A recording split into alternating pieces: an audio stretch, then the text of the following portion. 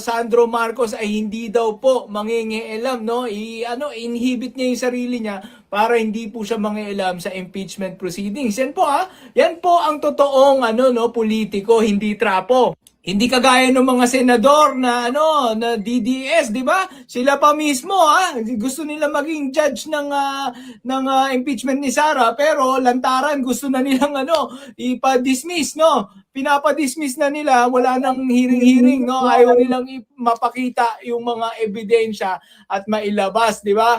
Yan po. Kasi 'di ba ang impeachment proceeding, guys, pagkakataon din na linawin mo yung mga allegation sa iyo, kumbaga lilinisin mo yung pangalan mo, 'di ba? Kaya ganyan, naintindihan natin si Sandro Marcos kaya inhibit siya kasi ginagalang niya yung proseso at alam naman niya wala namang matibay na ebidensya at wala ka naman talagang ginagawang mali kasi kailangan ipakita mo na nakinabang ka dito, 'di ba? Pero kay Sara Duterte napakaraming ebidensya na po, 'di ba? Napakarami ng ebidensya. Tapos may mga lumalabas ng mga testigo, 'yan si Ramil Madriaga, kung papaano nila ginagamit yung pera, 'di ba? Kung saan napupunta, diretso binubulsa, 'di ba? 'Yan po talaga at yung pakinggan po natin yung sasabihin nitong taong 'to. Po ang pinagkaibahan, 'di ba? Si Sara Duterte, ilag na ilag, umiiwas sa impeachment, ayaw niya mag-explain kung ano man yung mga aligasyon laban sa kanya, ayaw niyang ipaliwanag, ayaw niyang linisin ang kanyang sarili. Pero ito po, pag Marcos po ang sumasagot, sabi niya, may respeto po sila. No, sabi ni Sandro Marcos, may respeto po sila sa impeachment proceedings, hayaan niya ang ebidensya, no? Tiwala naman po kasi sila, wala naman po silang ginagawang kasalanan, no, ang presidente, 'di ba? So, let the process, 'di ba? 'Di ba? Flow kasi yun naman po talaga pwede sa impeachment process, pwede mo pong linisin ang iyong sarili, no, at magpaliwanag lahat po ng akusasyon sa iyo. Ngunit ito nga po si Sara Duterte dahil napakalalakas ng mga ng mga ebidensya, ganyan ang ginagawa nila. Pinipigilan, nililigoy-ligoy, technicalities, 'di ba? Dinribble-dribble, at tapos umabot sa Supreme Court. Parang yung sinasabi nito ni Attorney Regal Oliva, no? Sabi, parang ginagaslight. Birahan na to. Yan, meron po kasi kakapost ng itong si Attorney Regal Oliva. Ginagaslight niya itong Mary Grace Piatos. So, hindi daw, ano lang yan, catchy nicknames, di ba? Hindi daw yan sapat.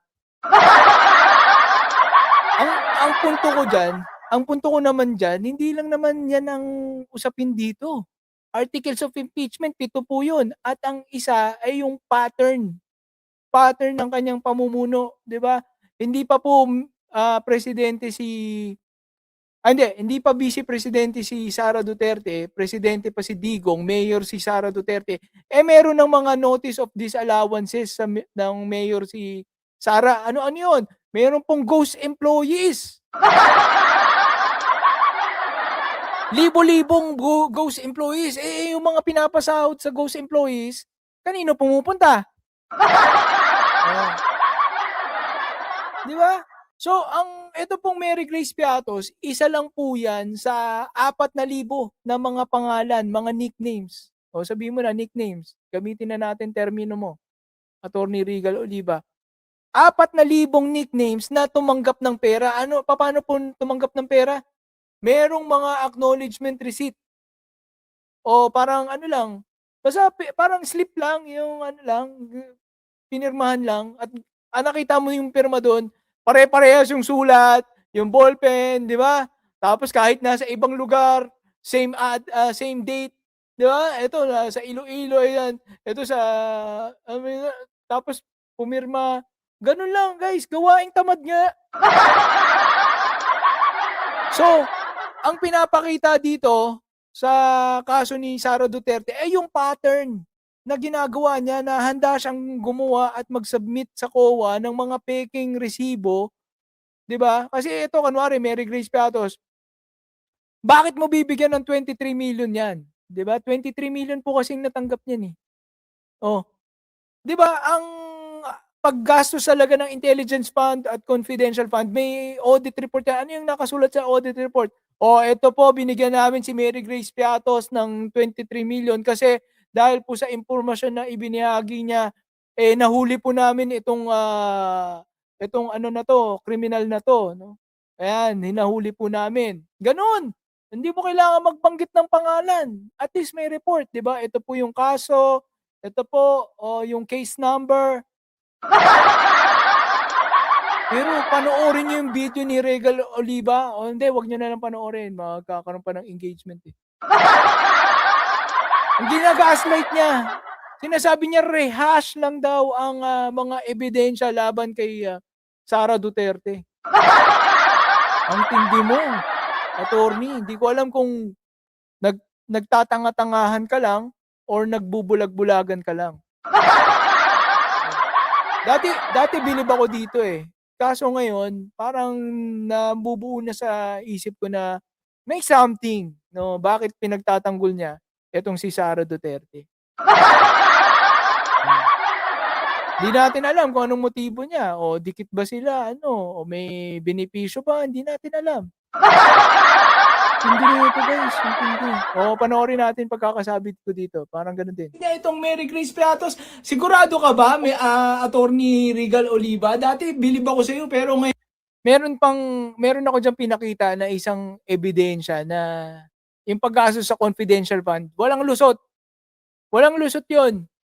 Hindi lang naman kasi mga nicknames, eh, meron pang, hindi, forward ko na nga lang. Meron pang ito, 'yan, ayan, ito yung ang gusto lang nila makapag-comply lang sila sa COA. Eto, nagpapasa sila ng mga pekeng resibo para ma-comply lang sa COA. 'Di ba? Hindi naman kasi nila alam na bubulat-latin sa Kongreso yung mga pinasa nilang resibo, eh. Kaya todo hanap na lang sila ng palusot. Ito papakita ko, explain mo 'to, Attorney Regal Oliva, bibigyan kita ng, panahon, explain mo 'to. 'Pag hindi mo 'to na-explain, wala na tayong pag-uusapan 'pag hindi mo 'to na-explain. Saan napunta ang 15 million? Military officers deny receiving confidential funds from Sara-led DepEd for Youth Summit. Ang ginawa po nila, meron po silang pinakitang resibo or certificate mula dito sa Youth Summit. Pinasa po nila sa COA at sabi nila sa COA, meron daw silang ginastusan na 15 million na Youth Summit. Ganito po, explain ko ulit. Ito, article po yan, may mga video pa yan. Gusto mo, papanood ko na rin yung video, eh. Papanood ko na rin yung video, edited ko naman tong video na to, so hindi to makaka-copyright. Openly. Ni-repost ko nga ngayon lang, eh. Ang nangyari po kasi, ito, kung ang nangyayari, may pattern. Kumbaga meron ng tendency si Sara na magpasa lang ng mga pekeng resibo sa COA para mabulsan niya yung pera. Ito kakalabas ko lang nito, ni-repost ko 'to, eh. Ayan, Pinalabas umunong ginamitan noon ng confidential funds ng DepEd sa ilalim ni VP Sara Duterte ang isang Youth Leadership Summit ng AFP. Yan ay matapos linawin ng Philippine Army na wala sila nakuhang pondo mula sa DepEd. Ayun, 'di ba? Ang linaw niyan, guys. Paliwanag natin sa mga DDS, paliwanag mo 'to, Attorney Regal Oliva. Yan, maganda 'to sa thumbnail. Attorney Regal Oliva, binira. Yeah, Sir James, no? Or Sir Katie. Mag-edit nito. Ayan, tingnan nyo, tingnan natin kung masasagot nila to, Nasa frontline na balitang yan, Marian Enriquez. Kinuwestiyon sa pagdinig ng House Committee on Good Government and Public Accountability ang ilang dokumentong ipinasa ng Department of Education sa ilalim ni Vice President Sara Duterte. Tungkol ito sa pinaggamitan ng kanilang confidential funds noong 2023. Parang para lang silang namulot ng resibo. Parang ganun lang ang ginawa ni Sara Duterte. Which is again, same ng ginawa nila dun sa mga 4,000 pangalan, no? Meggy Mango, Mary Grace Piatos, Cocoy Villamin, Marian Rivera, Chel Jokno, tumanggap ng daan-daang libong piso. Bawat isa. Ito. Yan. Lumalabas kasi na ang dokumento na isinumite ng DepEd sa Commission on Audit ay certification na hiningi lang sa Philippine Army. Partikular ang higit 15 million pesos na ginastos ng Armed Forces of the Philippines para sa Youth Leadership Summit o YLS. Kumbaga, tila nang hingi lang umano ng resibo sa ibang ahensya ang DepEd para ma-justify ang gastos sa kanilang confidential funds. Yan ang pinalutang ni Batangas 2nd District Representative Jinky Luistro matapos linawin ng Philippine Army na sariling pondo ng AFP ang ginamit sa naturang aktibidad. For the 8 YLS Yes, that Mr. were Chair. conducted, you use For the walong Youth Leadership Summit, no? Inangkin. Credit grabber nga. Inangkin ng DepEd sa pamumuno ni Sara. Humingi lang ng certificate. Bigyan mo akong certificate. Normal lang daw na namimigay ng certificate itong AFP sa mga attendees. Kumbaga, umattend lang tong mga DepEd. Ang ginawa na, inangkin na sila daw yung nag-project noon. Ang tindi mo talaga, Sara Duterte. Di ko alam paano mo lulusutan to. Kahit kunin mong abogado yang si Regal Oliva, tingnan natin sa sa Congress, 'di ba? Sa Justice Committee, no? Tingnan natin kung kaya kang pagtanggal ni Attorney Regal Oliva.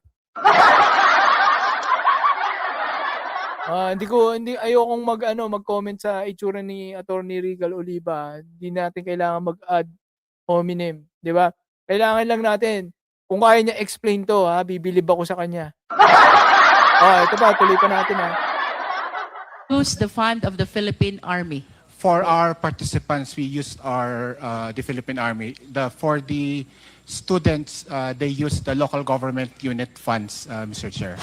Ayon kay Luistro, malinaw na walang ginamit na pera ang Philippine Army mula sa DepEd. Ang problema pa, hindi raw alam ng mga opisyal ng Philippine Army na gagamitin ng DepEd ang kanilang certification sa ibang bagay.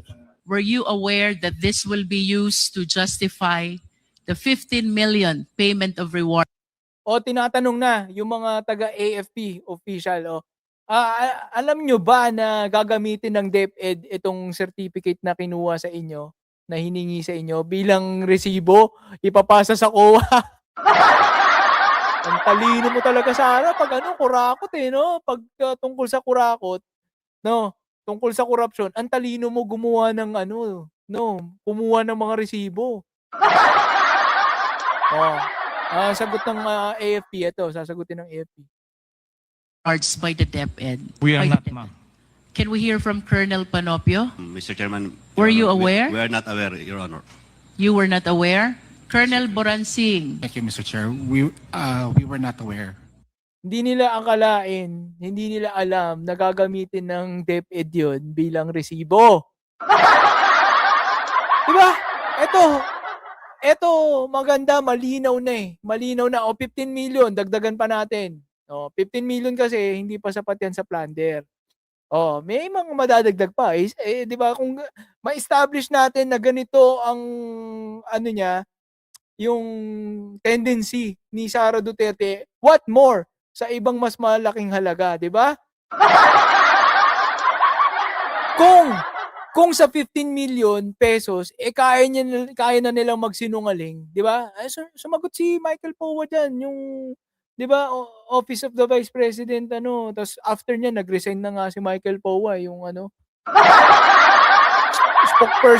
spokesperson ba ng OVP yun, o spokesperson ng DepEd? Basta yun na, kadikit ni Sara yun, at empleyado niya yun. Diba? Oo lang ng oo yung si Michael Powa. Yes po.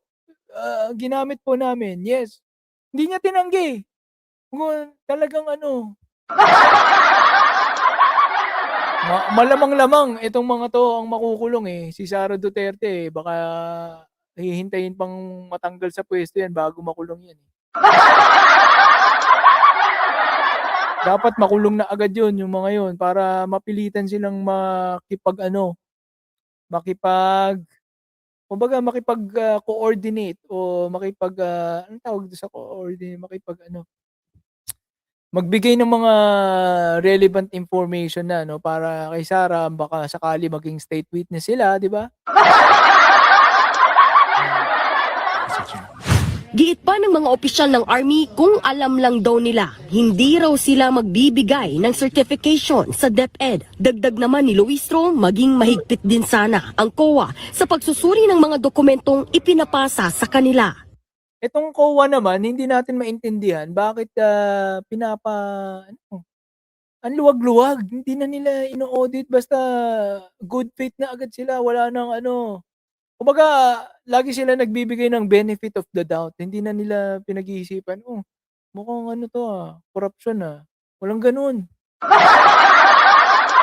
Pero, alam mo naman, di ba? Sabi nga di ba may mga natuklasan dyan, di ba? May mga parang may mga undersecretary yata dyan sa COA na dikit din dun sa alam mo na sa mga Duterte.